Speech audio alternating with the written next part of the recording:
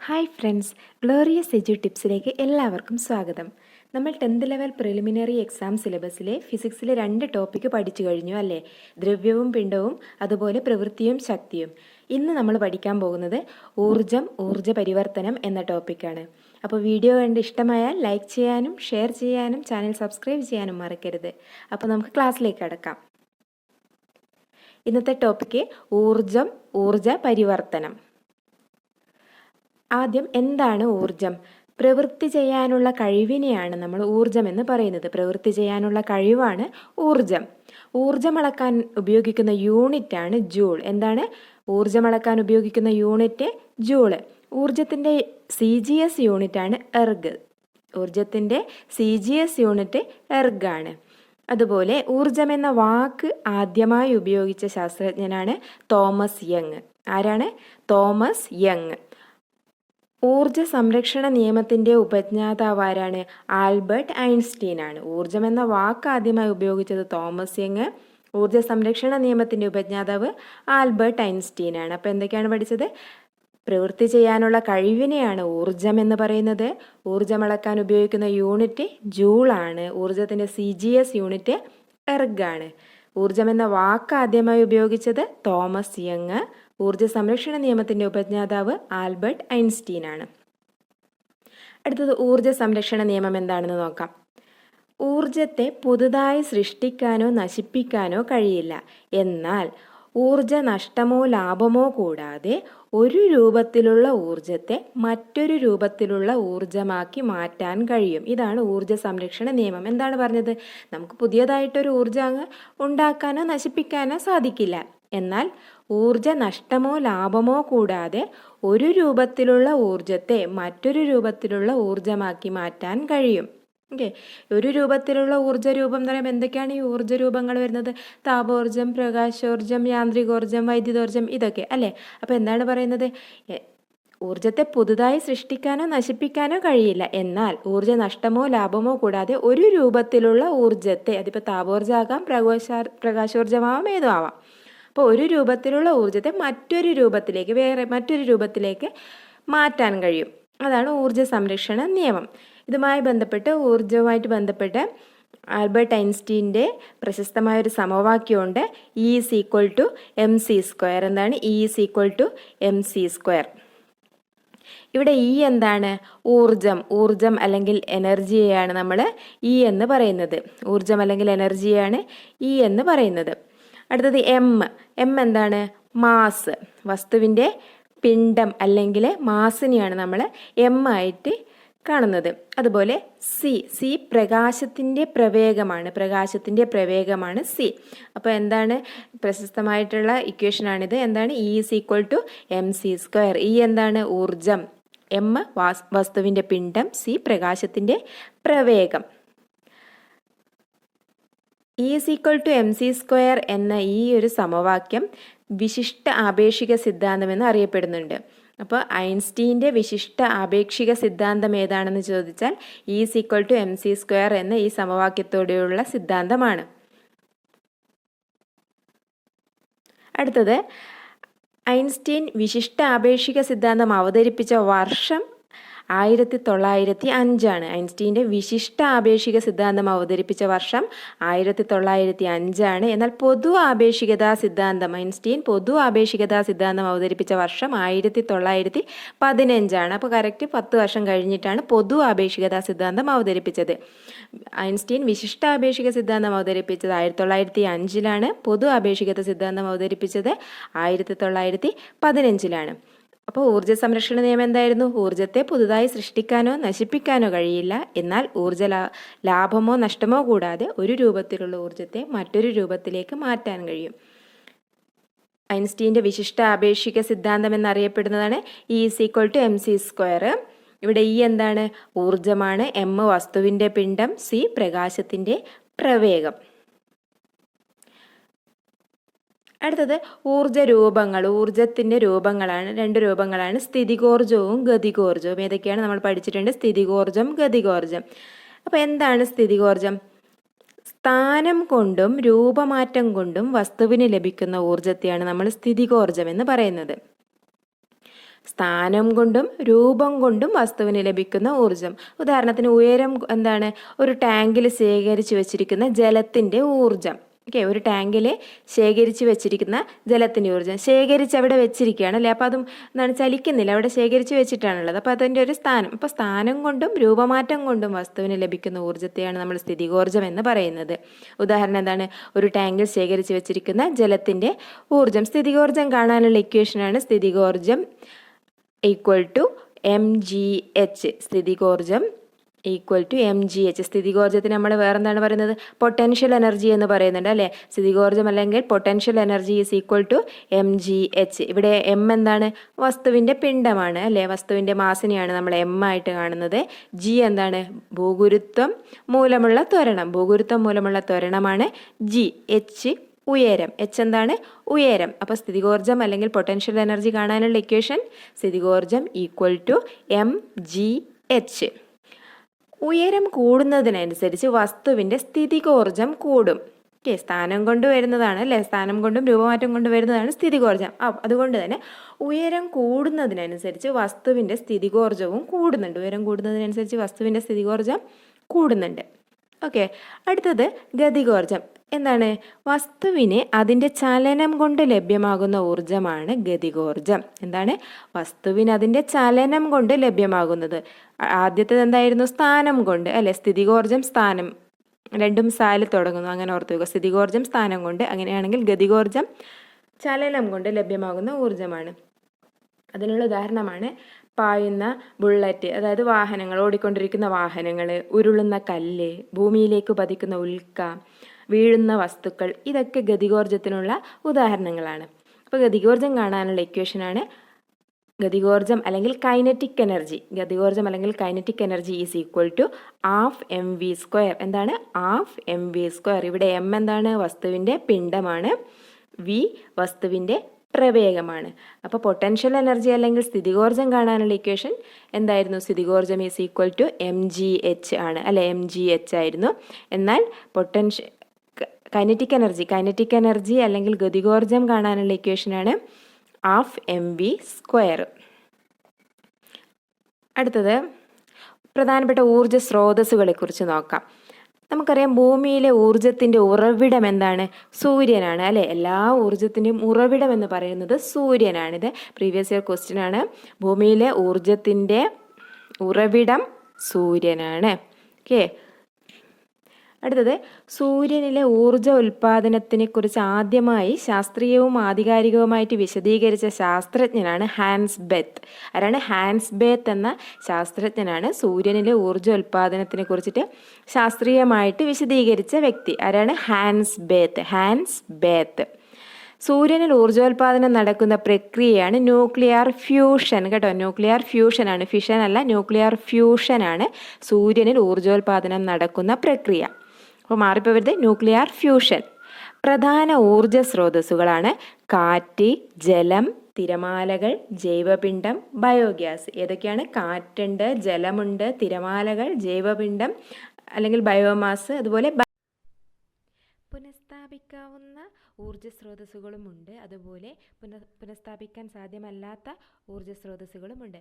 പുനഃസ്ഥാപിക്കാവുന്ന അല്ലെങ്കിൽ റിന്യൂവബിൾ ഊർജ സ്രോതസ്സുകളാണ് സൗരോർജം, ജലശക്തി, ബയോഗ്യാസ്, ജൈവപിണ്ഡം എന്നിവ. ഏതൊക്കെയാണ്? സൗരോർജം, ജലശക്തി, ബയോഗ്യാസ്, ജൈവപിണ്ഡം. അവയെ നമുക്ക് വീണ്ടും ഉണ്ടാക്കിയെടുക്കാൻ പറ്റും. അതിനെയാണ് നമ്മൾ പുനഃസ്ഥാപിക്കാവുന്നവ എന്ന് പറയുന്നത്. സൗരോർജം, ജലശക്തി, ബയോഗ്യാസ്, ജൈവപിണ്ഡം. അടുത്തത് പുനഃസ്ഥാപിക്കാൻ സാധ്യമല്ലാത്തത് അല്ലെങ്കിൽ നോൺ റിന്യൂവബിൾ എന്ന് പറയുമ്പോൾ നമുക്ക് അത് ഉണ്ടാക്കിയെടുക്കാൻ പറ്റാത്തത്. അതിനുദാഹരണമാണ് കൽക്കരി, പെട്രോളിയം, പ്രകൃതിവാതകം എന്നിവ. ഏതൊക്കെയാണ്? കൽക്കരി, പെട്രോളിയം, പ്രകൃതിവാതകം. അടുത്തത് ഗ്രീൻ എനർജി. എന്താണ് ഗ്രീൻ എനർജി?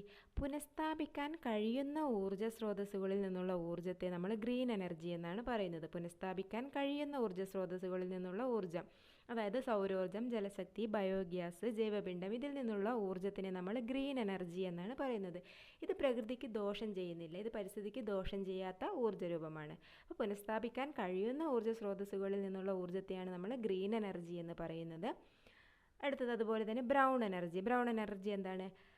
പുനഃസ്ഥാപിക്കാൻ കഴിയാത്ത ഊർജ്ജ സ്രോതസ്സുകളിൽ നിന്നുള്ള ഊർജ്ജത്തെയാണ് ബ്രൗൺ എനർജി എന്ന് പറയുന്നത്. കൽക്കരി, പെട്രോളിയം, പ്രകൃതിവാതകം എന്നീ ഊർജ്ജ സ്രോതസ്സുകളിൽ നിന്നുള്ള ഊർജ്ജത്തെയാണ് നമ്മൾ ബ്രൗൺ എനർജി എന്ന് പറയുന്നത്. ഇത് പരിസ്ഥിതിക്ക് ദോഷം ചെയ്യുന്നവയാണ്. ഇപ്പോൾ ഏതാണ് പരിസ്ഥിതിക്ക് ദോഷം ചെയ്യാത്തത്? Green energy. ദോഷം ചെയ്യുന്നതാണ് ബ്രൗൺ എനർജി. ഗ്രീൻ എനർജി എപ്പോഴാണ് കിട്ടുന്നത്? പുനഃസ്ഥാപിക്കാൻ കഴിയുന്ന ഊർജ്ജ സ്രോതസ്സിൽ നിന്ന്. എന്നാൽ ബ്രൗൺ എനർജി പുനഃസ്ഥാപിക്കാൻ കഴിയാത്ത ഊർജ്ജ സ്രോതസ്സുകളിൽ നിന്നുള്ള ഊർജ്ജമാണ്. അടുത്തത് പാരമ്പര്യ ഊർജ്ജ സ്രോതസ്സുകളുമുണ്ട്, പാരമ്പര്യേതര ഊർജ്ജ സ്രോതസ്സുകളുമുണ്ട്. പാരമ്പര്യ ഊർജ്ജ സ്രോതസ്സുകളാണ് എന്താണ് ഉപയോഗിച്ചുകൊണ്ടിരിക്കുന്നത്? പാരമ്പര്യമായിട്ട് ഊർജ്ജ സ്രോതസ്സുകളാണ് ഫോസിൽ ഇന്ധനങ്ങൾ, ബയോമാസ്, ഹൈഡ്രോ ഇലക്ട്രിക് പവർ. ഇവയൊക്കെ പാരമ്പര്യ ഊർജ്ജ സ്രോതസ്സുകളാണ്. ഇതൊക്കെ ഫോസിൽ ഇന്ധനങ്ങൾ, ബയോമാസ്, ഹൈഡ്രോ ഇലക്ട്രിക് പവർ എന്നിവ. അടുത്തത് പാരമ്പര്യേതര ഊർജ്ജ സ്രോതസ്സുകൾ. അതാണ് solar energy, nuclear energy, geothermal energy, tidal energy എന്നിവ. ഏതൊക്കെ? Solar energy, nuclear energy, geothermal energy, tidal energy എന്നിവ. അപ്പോൾ പാരമ്പര്യ ഊർജ്ജ സ്രോതസ്സുകളുമുണ്ട്, പാരമ്പര്യേതര ഊർജ്ജ സ്രോതസ്സുകളുമുണ്ട്. അവയുടെ എക്സാമ്പിളും ഒന്ന് ഓർത്തു വെക്കുക. അടുത്തത് ഫോസിൽ ഇന്ധനങ്ങളെക്കുറിച്ച് നോക്കാം. ലോകത്തിൽ ഉപയോഗിക്കുന്ന ഊർജ്ജങ്ങളിൽ ഫോസിൽ ഇന്ധനങ്ങളിൽ നിന്ന് ലഭിക്കുന്ന ഊർജ്ജത്തിൻ്റെ അളവ് 90% ആണ്. അപ്പോൾ 90% എവിടെ നിന്നാണ് ലഭിക്കുന്നത്? ഫോസിൽ ഇന്ധനങ്ങളിൽ നിന്നാണ് ലഭിക്കുന്നത്. കൽക്കരി, പെട്രോളിയം, പ്രകൃതിവാതകങ്ങൾ എന്നിവയാണ് ഫോസിൽ ഇന്ധനങ്ങൾ. ഏതൊക്കെയാണ്? കൽക്കരി, പെട്രോളിയം, പ്രകൃതിവാതകങ്ങൾ എന്നിവ. അതിൽ ആദ്യത്തേത് കൽക്കരി. ഭൂമിയിൽ നിന്ന് ലഭിക്കുന്ന ഫോസിൽ ഇന്ധനങ്ങളിൽ ഏറ്റവും കൂടുതലുള്ളത് കൽക്കരിയാണ്. ലോകത്തിൽ ഉപയോഗിക്കുന്ന ഊർജ്ജങ്ങളിൽ ഫോസിൽ ഇന്ധനങ്ങളിൽ നിന്ന് ലഭിക്കുന്ന ഊർജ്ജത്തിൻ്റെ അളവ് എത്രയുണ്ട്? 90% ഉണ്ട്. അതിൽ തന്നെ ഭൂമിയിൽ നിന്ന് ലഭിക്കുന്ന ഫോസിൽ ഇന്ധനങ്ങളിൽ ഏറ്റവും കൂടുതലുള്ളത് കൽക്കരിയാണ്. കൽക്കരിയിലെ പ്രധാന ഘടകമാണ് കാർബൺ. എന്താണ്? കാർബൺ. കൽക്കരിയിലെ പ്രധാന ഘടകമാണ് കാർബൺ. അതിൽ അടങ്ങിയിരിക്കുന്ന കാർബണിൻ്റെ അടിസ്ഥാനത്തിൽ കൽക്കരിയെ 4ആയിട്ട് തരംതിരിച്ചിട്ടുണ്ട്. അവയാണ് peat, lignite, bituminous coal, anthracite എന്നിവ. ഏതൊക്കെയാണ്? Peat, lignite, bituminous coal, anthracite. അടുത്തത് പ്രകൃതിവാതകം. പ്രകൃതിവാതകത്തിൽ വരുന്നതാണ് LNG, അതുപോലെ CNG. എന്താണ് LNG? ലിക്വിഫൈഡ് നാച്ചുറൽ ഗ്യാസ് ആണ് LNG. CNG compressed natural gas ആണ് CNG എന്ന് പറയുന്നത്. അപ്പോൾ പ്രകൃതിവാതകത്തിൽ അടങ്ങിയ പ്രധാന ഘടകമാണ് മീഥേൻ. ഓക്കെ, പ്രകൃതിവാതകത്തിലെ പ്രധാന ഘടകമാണ് മീഥേൻ. LNGയും CNGയും എന്താണ്? പ്രകൃതിവാതകമാണ്. LNG എന്ന് പറയുമ്പോൾ ലിക്വിഫൈഡ് നാച്ചുറൽ ഗ്യാസിനെ ലിക്വിഫൈ ചെയ്തിട്ട് ദ്രാവക രൂപത്തിലാക്കിയിട്ടുള്ളതാണ് LNG. CNG എന്ന് പറയുമ്പോൾ കംപ്രസ്ഡ് നാച്ചുറൽ ഗ്യാസ്. ഇപ്പോൾ ഗ്യാസിനെ എന്താണ്? ഹൈ പ്രഷർ കൊടുത്തിട്ട് കംപ്രസ് ചെയ്ത് വെച്ചിട്ടുള്ളതാണ് CNG. അടുത്തത് പെട്രോളിയം. നമ്മുടെ LPG, ലിക്വിഫൈഡ് പെട്രോളിയം ഗ്യാസ് ഏതാണ്? പെട്രോളിയത്തിൽ വരുന്നതാണ്. ഇതിലുള്ള പ്രധാന ഘടകമാണ് ബ്യൂട്ടെയിൻ. പ്രധാന ഘടകം ബ്യൂട്ടെയിൻ. പ്രൊപ്പെയിനും അടങ്ങിയിട്ടുണ്ട്. പ്രധാന ഘടകങ്ങളാണ് ബ്യൂട്ടെയിൻ, പ്രൊപ്പെയിൻ. മെയിനായിട്ടുള്ളത് ബ്യൂട്ടെയിൻ ആണ്. വാതകച്ചോർച്ച തിരിച്ചറിയാൻ ചേർക്കുന്നതാണ് ഈഥൈൽ മെർക്യാപ്റ്റൻ. എന്താണ്? വാതകച്ചോർച്ച തിരിച്ചറിയാൻ വേണ്ടിയിട്ട് LPGയിൽ ചേർക്കുന്ന വസ്തുവാണ് ഈഥൈൽ മെർക്യാപ്റ്റൻ. അപ്പോൾ ഇത്രയും 3 നമുക്ക് ഫോസിൽ ഇന്ധനങ്ങളിൽ പഠിക്കാനുള്ളത്. ഏതൊക്കെയായിരുന്നു? കൽക്കരി, പെട്രോളിയം, പ്രകൃതിവാതകങ്ങൾ. ഭൂമിയിൽ നിന്ന് ലഭിക്കുന്ന ഫോസിൽ ഇന്ധനങ്ങളിൽ ഏറ്റവും കൂടുതലുള്ളത് കൽക്കരിയാണ്. അതുപോലെ അടങ്ങിയ കാർബണിൻ്റെ അടിസ്ഥാനത്തിൽ 4ആയിട്ട് തരംതിരിച്ചിട്ടുണ്ട്. Peat, lignite, bituminous coal, anthracite. അടുത്തത് പ്രകൃതിവാതകം. അതിൽ വരുന്നതാണ് LNGയും CNGയും. പെട്രോളിയത്തിൽ വരുന്നത് ലിക്വിഫൈഡ് പെട്രോളിയം ഗ്യാസ്. LPGയിലെ പ്രധാന ഘടകമാണ് ബ്യൂട്ടെയിൻ. വാതകച്ചോർച്ച തിരിച്ചറിയാൻ വേണ്ടിയിട്ട് LPG ഗ്യാസിൽ ഇതിൽ ചേർക്കുന്നതാണ് എന്ത്? Ethyl mercaptan. അടുത്ത് നമ്മൾ പഠിക്കാൻ പോകുന്നത് ഊർജ്ജ പരിവർത്തനത്തെക്കുറിച്ചാണ്. പ്രധാനപ്പെട്ട ഊർജ്ജ രൂപങ്ങൾ, ആ ഊർജ്ജ മാറ്റങ്ങളെ പറ്റിയാണ് നമ്മൾ പഠിക്കാൻ പോകുന്നത്. ഊർജ്ജ പരിവർത്തനം. അപ്പോൾ ഇസ്തിരിപ്പെട്ടി, electric oven, heater, hair dryer, induction cooker ഇവയിലൊക്കെ നടക്കുന്ന ഊർജ്ജമാറ്റം വൈദ്യുതോർജ്ജത്തിൽ നിന്ന് താപോർജ്ജമായിട്ട് മാറുകയാണ് ചെയ്യുന്നത്. അല്ലേ? ഇസ്തിരിപ്പെട്ടി നമ്മൾ ഉപയോഗിക്കുമ്പോൾ എന്താണ് അതിലേക്ക് കൊടുക്കുന്നത്? വൈദ്യുതിയാണ് കൊടുക്കുന്നത്. നമുക്ക് എന്താണ് എന്നിട്ട് ലഭിക്കുന്നത്? താപം, ചൂടല്ലേ? താപോർജ്ജമാണ് ലഭിക്കുന്നത്. അപ്പോൾ ഇസ്തിരിപ്പെട്ടി ആണെങ്കിലോ അതുപോലെ ഇലക്ട്രിക് ഓവൻ ആണെങ്കിലോ നമ്മൾ വൈദ്യുതോർജ്ജം കൊടുക്കുന്നു, താപോർജ്ജം ലഭിക്കുന്നു. ഇസ്തിരിപ്പെട്ടി, electric oven, heater, hair dryer, induction cooker ഇതിലൊക്കെ നടക്കുന്ന ഊർജ്ജ പരിവർത്തനം എന്താണ്? വൈദ്യുതോർജ്ജം താപോർജ്ജമായിട്ട് മാറുന്നു. അടുത്തത് ഡൈനാമോ ജനറേറ്റർ. ഡൈനാമോയിലും ജനറേറ്ററിലും നടക്കുന്ന ഊർജ പരിവർത്തനം എന്താണ്? യാന്ത്രികോർജം വൈദ്യുതോർജമായിട്ട് മാറുകയാണ് ചെയ്യുന്നത്. എന്താണ്? യാന്ത്രികോർജം വൈദ്യുതോർജമായിട്ട് മാറുന്നു. എന്നാൽ ഫാനിൽ നമുക്കറിയാം നമ്മൾ സ്വിച്ച് ഇടും, അപ്പോൾ എന്താണ്? വൈദ്യുതിയാണ് കൊടുക്കുന്നത് അല്ലേ? വൈദ്യുതി കൊടുക്കുമ്പോൾ അത് എന്താണ്? വർക്ക് ചെയ്യുന്നുണ്ട് അല്ലേ? യാന്ത്രികോർജ്ജമായിട്ട് മാറുന്നുണ്ട്. അപ്പോൾ ഫാനിൽ നടക്കുന്നത് എന്താണ്? വൈദ്യുതോർജ്ജം യാന്ത്രികോർജ്ജമായിട്ട് മാറുകയാണ് ചെയ്യുന്നത്. വൈദ്യുത ബൾബിലോ? വൈദ്യുതോർജ്ജം താപോർജ്ജവും പ്രകാശോർജ്ജവുമായിട്ട് മാറുന്ന പ്രവർത്തനമാണ് വൈദ്യുത ബൾബിൽ നടക്കുന്നത്. അപ്പോൾ ഇസ്തിരിപ്പെട്ടി, electric oven, heater, hair dryer, induction cooker ഇതിലൊക്കെ വൈദ്യുതോർജ്ജം താപോർജ്ജമായിട്ട് മാറുകയാണ് ചെയ്യുന്നത്. ഡൈനാമോ, ജനറേറ്റർ എന്നിവയിൽ യാന്ത്രികോർജ്ജം വൈദ്യുതോർജ്ജമായിട്ട് മാറുന്നു. ഫാൻ വൈദ്യുതോർജ്ജം യാന്ത്രികോർജ്ജമായിട്ട് മാറുന്നു. വൈദ്യുത ബൾബിലോ? വൈദ്യുതോർജ്ജം താപോർജ്ജവും പ്രകാശോർജ്ജവുമായിട്ട് മാറുന്നു. അടുത്തത് മെഴുകുതിരി കത്തുമ്പോൾ അല്ലെങ്കിൽ ഗ്യാസ് സ്റ്റവ് ഉപയോഗിക്കുമ്പോൾ, അതുപോലെ വിറക് കത്തുമ്പോൾ ഇവിടെയൊക്കെ നടക്കുന്ന പ്രവർത്തനം എന്താണ്? രാസോർജം പ്രകാശോർജവും താപോർജവുമായി മാറുകയാണ് ചെയ്യുന്നത്. മെഴുകുതിരി കത്തിക്കുമ്പോഴും അതുപോലെ ഗ്യാസ് സ്റ്റവ് ഉപയോഗിക്കുമ്പോഴും വിറക് കത്തുമ്പോഴും അവിടെ രാസോർജം എന്തായിട്ട് മാറുകയാണ് ചെയ്യുന്നത്? പ്രകാശോർജവും താപോർജവുമായിട്ട് മാറുകയാണ് ചെയ്യുന്നത്. മൈക്രോഫോണിലുള്ളതോ? മൈക്രോഫോണിൽ ശബ്ദോർജം വൈദ്യുതോർജമായിട്ട് മാറുകയാണ് ചെയ്യുന്നതെങ്കിൽ അതിൻ്റെ നേരെ ഓപ്പോസിറ്റാണ് ലൗഡ് സ്പീക്കറിൽ നടക്കുന്നത്. ലൗഡ് സ്പീക്കറിൽ എന്താണ്? വൈദ്യുതോർജം ശബ്ദോർജമായിട്ട് മാറുന്നു. മൈക്രോഫോണിൽ ശബ്ദോർജം വൈദ്യുതോർജമായിട്ട് മാറുന്നു. ശബ്ദോർജം വൈദ്യുതോർജമായിട്ട് മാറുന്നതാണ് മൈക്രോഫോൺ. വൈദ്യുതോർജം ശബ്ദോർജമായിട്ട് മാറുന്നതാണ് ലൗഡ് സ്പീക്കർ. അടുത്തത് സോളാർ സെൽ. ഇമ്പോർട്ടൻ്റ് ആണ് സോളാർ സെൽ. എന്താണ്? പ്രകാശോർജം വൈദ്യുതോർജമാക്കി മാറ്റുന്നതാണ് സോളാർ സെൽ. പ്രകാശോർജത്തെ വൈദ്യുതോർജമാക്കി മാറ്റുന്നത് എന്താണ്? Solar cell. ഇത്രയാണ് പ്രധാനപ്പെട്ട ഊർജ പരിവർത്തനങ്ങൾ. അടുത്തത് നമുക്ക് ഊർജ പരിവർത്തനങ്ങളിലുള്ള ഹൈഡ്രോ ഇലക്ട്രിക് പവർ സ്റ്റേഷൻ അവിടെ നടക്കുന്ന ഊർജ പരിവർത്തനത്തെക്കുറിച്ച് നോക്കാം. ചിത്രത്തിലേക്ക് നോക്കൂ. ഉയരത്തിൽ കെട്ടി നിൽക്കുന്ന ജലം പെൻസ്റ്റോക്ക് പൈപ്പ് വഴി താഴേക്കൊഴുക്കി ടർബൈൻ കറക്കി വൈദ്യുതി ഉൽപ്പാദിപ്പിക്കുന്നു. ഇവിടെ നടക്കുന്ന പ്രോസസ്സാണിത്. അപ്പോൾ കേരളത്തിൽ ഇത് എവിടെയൊക്കെയാണുള്ളത്? പള്ളിവാസൽ, മൂലമറ്റം തുടങ്ങിയ സ്ഥലങ്ങളിൽ ഇത്തരം പവർ സ്റ്റേഷനുകൾ സ്ഥാപിച്ചിരിക്കുന്നുണ്ട്. ഇവിടെ നടക്കുന്ന ഊർജ്ജമാറ്റം എന്താണെന്ന് ആദ്യം എന്താണ്? ഉയരത്തിൽ കെട്ടി നിൽക്കുന്ന ജലം. ഉയരത്തിൽ കെട്ടി നിൽക്കുന്ന ജലത്തിന് ഏതോർജ്ജമാണ് ഉണ്ടാകുക? നമുക്കറിയാം സ്ഥിതികോർജ്ജമാണ് അല്ലേ? ഉയരത്തിൽ കെട്ടി നിൽക്കുന്ന അവിടെ എന്താണ്? ചലിക്കുന്നുണ്ടോ? ഇല്ല. അപ്പോൾ എന്താണ്? അവിടെ ചലിക്കാതെ അവിടെ നിൽക്കുകയാണ്. അപ്പോൾ അത് അവിടെ സ്ഥിതികോർജ്ജം. അപ്പോൾ ആദ്യം എന്താണ്? സ്ഥിതികോർജ്ജം. ഉയരത്തിൽ കെട്ടി നിർത്തിയ ജലം പെൻസ്റ്റോക്ക് പൈപ്പ് വഴി താഴോട്ട് ഒഴുക്കി. അപ്പോൾ എന്താണ്? താഴേക്ക് ഒഴുക്കി. ഒഴുക്കുമ്പോൾ എന്താണ്? ഇത് ചലിച്ചു. അപ്പോൾ അതെന്തായി? ഗതികോർജ്ജമായിട്ട് മാറി. പിന്നീടോ ഒഴുക്കി ടർബൈൻ കറക്കി എന്ന് പറയുന്നുണ്ട്. അപ്പോൾ അവിടെ എന്തായി? അത് യാന്ത്രികോർജ്ജമായി അല്ലേ? ടർബൈൻ കറക്കുമ്പോൾ എന്തായി? യാന്ത്രികോർജ്ജമായി. ടർബൈൻ കറക്കി വൈദ്യുതി ഉൽപ്പാദിപ്പിക്കുന്നു. അപ്പോൾ ലാസ്റ്റ് എന്ത് കിട്ടും? വൈദ്യുതോർജ്ജം കിട്ടും. മനസ്സിലായല്ലോ? ഇവിടെ നടക്കുന്ന ഊർജ്ജമാറ്റം എന്താണ്?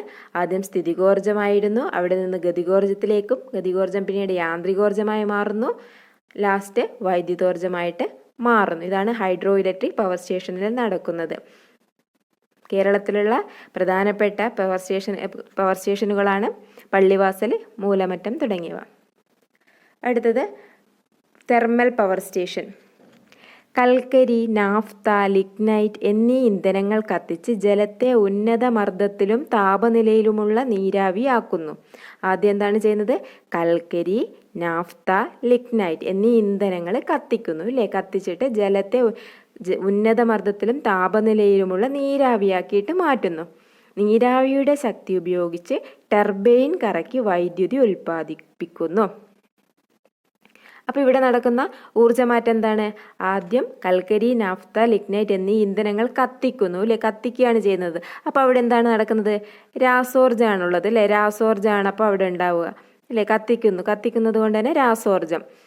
പിന്നീടോ കത്തിക്കുന്നു, ഉന്നത മർദ്ദത്തിലും താപനിലയിലുള്ള നീരാവിയാക്കുന്നു. അപ്പോൾ എന്തായി? അവിടെ താപോർജ്ജം വന്നു. പിന്നീടോ നീരാവിയുടെ ശക്തി ഉപയോഗിച്ച് ടർബൈൻ കറക്കുമ്പോൾ അവിടെ യാന്ത്രികോർജ്ജമായിട്ട് മാറുന്നു. ടർബൈൻ കറക്കിയതിന് ശേഷം ലാസ്റ്റ് നമുക്ക് വൈദ്യുതി ലഭിക്കുന്നു. അപ്പോൾ യാന്ത്രികോർജ്ജം പിന്നീട് എന്തായിട്ട് മാറുന്നു? വൈദ്യുതോർജ്ജമായിട്ട് മാറുന്നു. ആദ്യം രാസോർജ്ജം, രാസോർജ്ജത്തിൽ നിന്ന് താപോർജ്ജമായി മാറുന്നു, താപോർജ്ജം യാന്ത്രികോർജ്ജമായി മാറുന്നു, യാന്ത്രികോർജ്ജം പിന്നീട് വൈദ്യുതോർജ്ജവുമായിട്ട് മാറുന്നു. അപ്പോൾ നെയ്വേലി, കായംകുളം തുടങ്ങിയ സ്ഥലങ്ങളിലെ ഇതുപോലെയുള്ള തെർമൽ പവർ സ്റ്റേഷനുകൾ കാണപ്പെടുന്നുണ്ട്. കേരളത്തിൽ എവിടെയൊക്കെയാണുള്ളത്? നെയ്വേലി, കായംകുളം തുടങ്ങിയ സ്ഥലങ്ങളിൽ. ഹൈഡ്രോ ഇലക്ട്രിക് പവർ സ്റ്റേഷൻ എവിടെയൊക്കെയാണുള്ളത്? കേരളത്തിലെ പള്ളിവാസലും മൂലമറ്റത്തുമാണ് ഹൈഡ്രോ ഇലക്ട്രിക് പവർ സ്റ്റേഷൻ ഉള്ളത്. അപ്പോൾ ഇത്രയാണ് നമുക്ക് ഈ ടോപ്പിക്കിൽ പഠിക്കാനുള്ളത്. ഊർജ്ജവും ഊർജ്ജ പരിവർത്തനം എന്ന ഈ ടോപ്പിക്കിൽ നമുക്ക് ഇത്രയാണ് പഠിക്കാനുള്ളത്. നമ്മൾ എന്തൊക്കെയാണ് പഠിച്ചത്?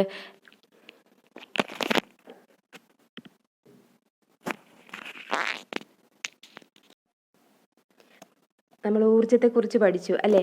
ഊർജ്ജം എന്താണ്? പ്രവൃത്തി ചെയ്യാനുള്ള കഴിവാണ് ഊർജ്ജം. ഊർജ്ജം അളക്കാനുള്ള യൂണിറ്റാണ് ജൂള്. ഊർജ്ജത്തിൻ്റെ CGS യൂണിറ്റ് എർഗാണ്. ഊർജ്ജം എന്ന വാക്ക് ആദ്യമായി ഉപയോഗിച്ചത് തോമസ് യങ്.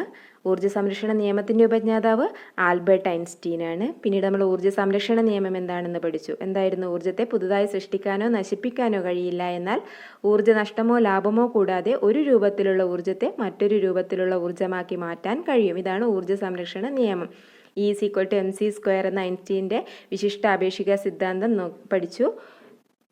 അതുപോലെ ഐൻസ്റ്റീൻ്റെ വിശിഷ്ടാപേക്ഷിക സിദ്ധാന്തം അവതരിപ്പിച്ച വർഷവും പൊതു ആപേക്ഷികതാ സിദ്ധാന്തം അവതരിപ്പിച്ച വർഷവും പഠിച്ചു. ഐൻസ്റ്റീൻ വിശിഷ്ടാപേക്ഷിക സിദ്ധാന്തം അവതരിപ്പിച്ച വർഷം 1905 പൊതു ആപേക്ഷികത സിദ്ധാന്തം അവതരിപ്പിച്ച വർഷം 1915. പിന്നീട് നമ്മൾ സ്ഥിതികോർജ്ജവും ഗതികോർജ്ജവും എന്താണെന്ന് നോക്കി. സ്ഥിതികോർജ്ജം സ്ഥാനം കൊണ്ടും രൂപമാറ്റം കൊണ്ടും വസ്തുവിന് ലഭിക്കുന്ന ഊർജ്ജമാണെങ്കിൽ ഗതികോർജ്ജം എന്തായിരുന്നു? വസ്തുവിന് അതിൻ്റെ ചലനം കൊണ്ട് ലഭ്യമാകുന്ന ഊർജ്ജമാണ് ഗതികോർജ്ജം.